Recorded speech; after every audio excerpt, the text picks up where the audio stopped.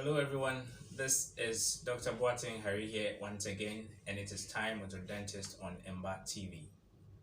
Today we are going to look at the basic anatomy of the mouth. This is important because I want us all to understand the different disease conditions of the mouth, the various diseases that affects the different structures and tissues in the mouth. So it is important that we go through the basic anatomy of the mouth.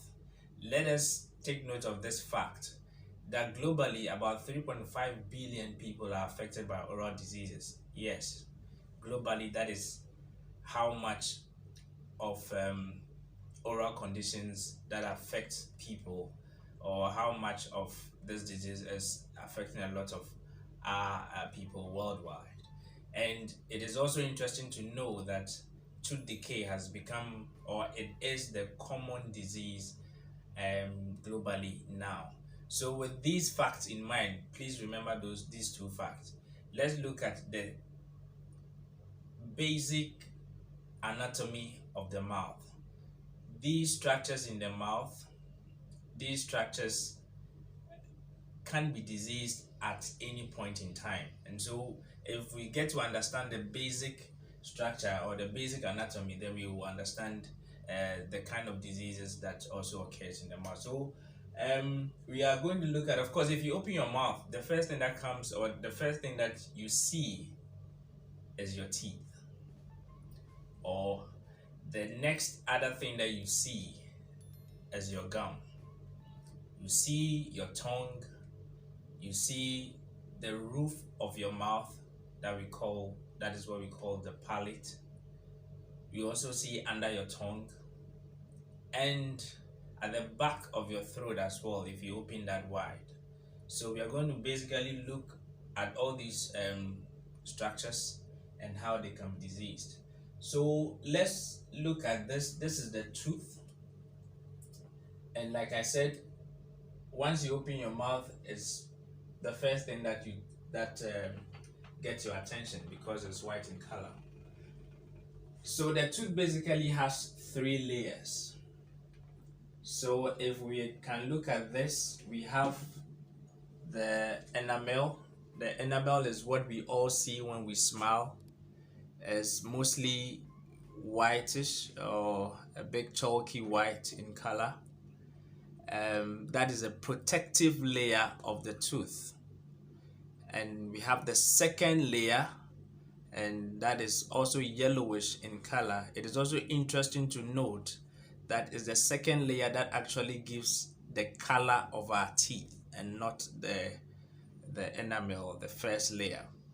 So the second layer usually is yellowish in color, and it is made up of very tiny tubules. We call them dentinal tubules.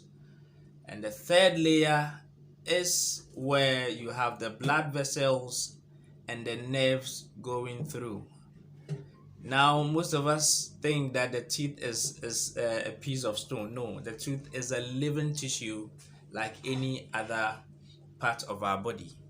And so we have the blood vessels and the nerves going through this layer, and that is a portion we call the pulp. The pulp, or the living part of the tooth. Now, so basically that is the anatomy of the tooth that we see in our mouth. I've talked about the enamel, that is the whitish layer that we see. I've spoken about the dentine, that is the second layer, and then the third layer is where the blood vessels and the nerves also go through, and that is the pulp. And so that is basically the tooth. The second obvious thing when we open our mouth we see is the gum. Okay, is the gum. And from this we see the gum is pink in color. Of course, the gum or the gingiva, like we say, the real color of the gum or the gingiva is usually pinkish in color. Those who are good in colors will say coral pink, and so that is the color of the gum there. And so this is the basic anatomy of the tooth. In the mouth, we have the tongue. I believe, I don't have the tongue here, but I believe you all know. We have the roof of the mouth that is called the palate. Now, the roof of the mouth is made of two parts. We have the hard part and then the soft part. So we have the hard palate and then the soft palate. And of course, the tongue is there. The salivary glands, or we have saliva being produced in the mouth, and that is by the fact that we have a lot of salivary glands in the mouth. There are actually three major salivary glands. We have the parotid, the submandibular, the sublingual, and other minor salivary glands that we'll talk about in due time. So basically, this is the anatomy that I want us to keep in mind, so that it will help us understand the disease process that occurs in our mouth. As time goes on, we will get the other structures, and we will look at the anatomy of those structures as well. But today, because of the condition I want us to talk about, so we are going to concentrate on the tooth itself, And so I started by saying, or giving a fact, that tooth decay has become the common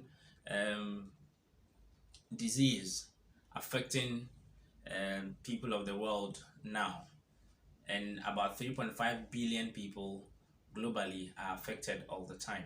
And so it has become important that we talk about this, especially in this time of this pandemic that we all find ourselves. The last time we talked about the fact that just taking care of your mouth, taking your oral hygiene seriously, can actually go a long way to prevent this deadly COVID-19 disease. And so we are talking about tooth decay. Or dental caries. And why is this topic important? It is important because it is the common disease affecting people worldwide now. And so it is just important that we talk about it. So I said from the beginning that the tooth is made up of three layers: the enamel, dentine, and the pulp. Now, when we talk about tooth decay, it simply means that it's a local infection of the tooth that results in frank cavity or holes in the tooth.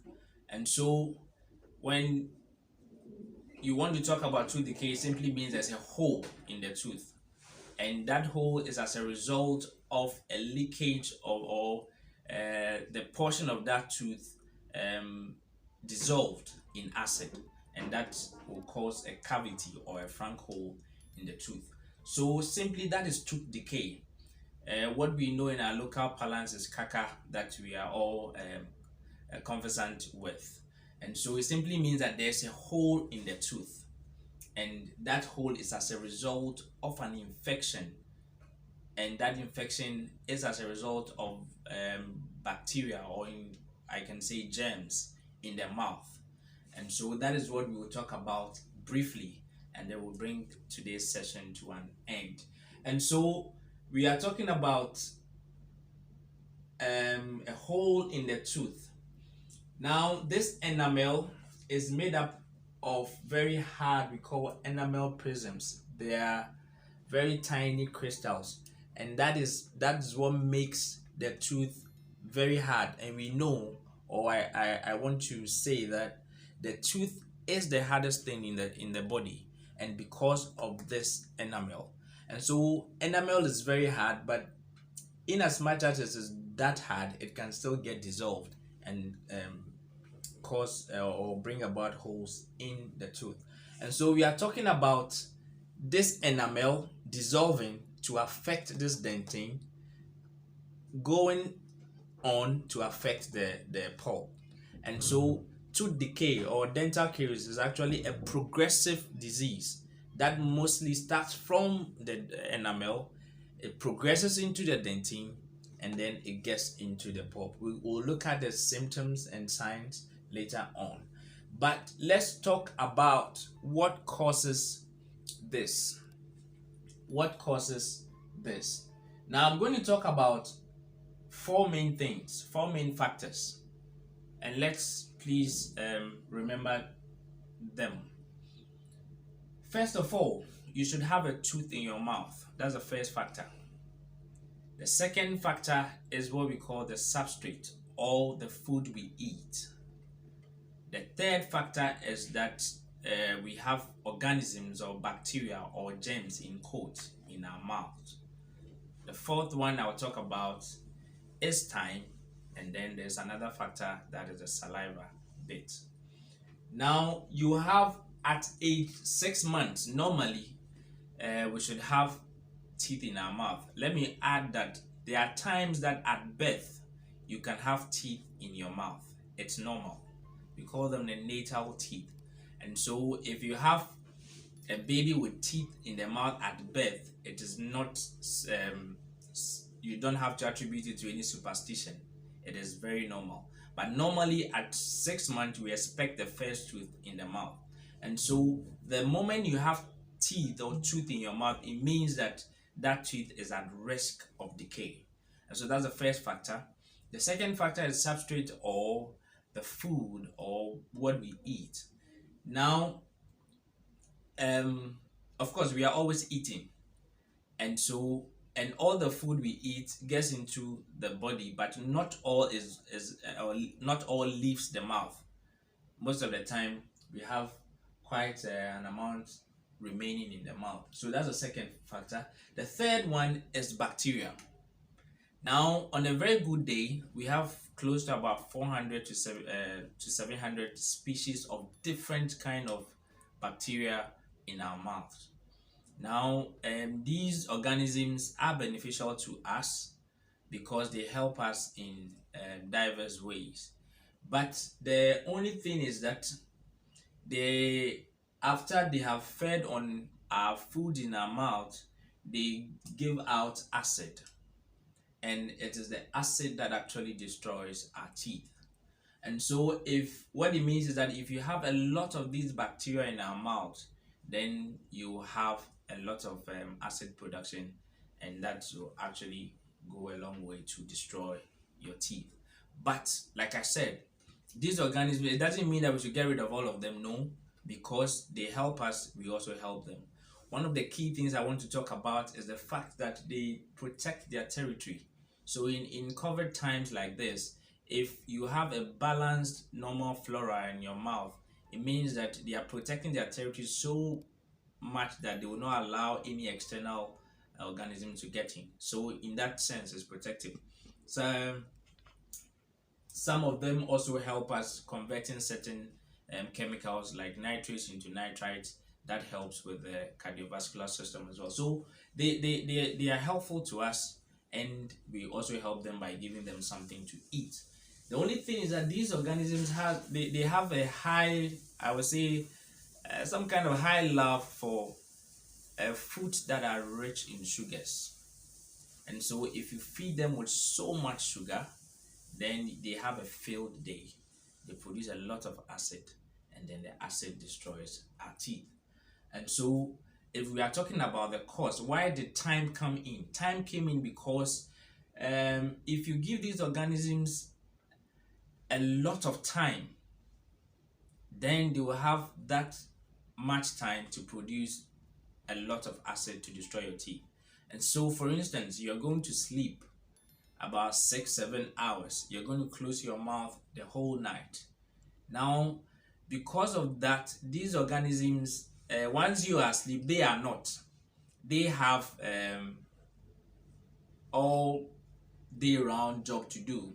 So whilst we are asleep, they are also working. So in the night, they have a lot of time to feed on the remnants of what we have eaten and produce acid. That is why we advise that if you are going to sleep, do well to brush your teeth, because the toothpaste try to neutralize the acid that they produce, and that is protective of our teeth. Now if you do not brush before you go and sleep, then you can rest assured that these organisms will have a field day to do a lot of damage to our teeth. So we've spoken about the cause. We've spoken about the fact that you should have teeth in your mouth. You should have there's bacteria, that those things that we can't do anything about. The fact that there's, if you give these organisms enough time, so time comes in and then the organism itself. So what do we have control over? Looking at the factors, teeth, of course, we all need teeth to chew, to speak, to function. So teeth is important, and so we do not have control over the fact that we should have teeth in our mouth. Once God has made them, they will come. The bacteria, like I said, they are with us, they help us, we also help them. So there is nothing we can do about them. Now, what are the two factors that we have control over? Is what we eat and the time. And so I said that these organisms, they have a high love or affinity for sugar foods. And so what do you do? We'll come to the preventive thing, and then when the preventive aspect, and when we do, you understand all these very well. And so we've spoken about what tooth decay is. We've spoken about the global burden of tooth decay. We've spoken about the cause of tooth decay for today. And so we'll end the session here today, and the next time on Mba TV with Time with your dentist, we are going to talk about the prevention of tooth decay, and that is very key. I have actually dedicated a whole session for that because that is what is really important to us. And then we'll look at some treatment modalities that are also available. Thank you very much, and once again, this is Dr. Boateng, Time with your dentist on Mba TV. Do well to subscribe. Thank you.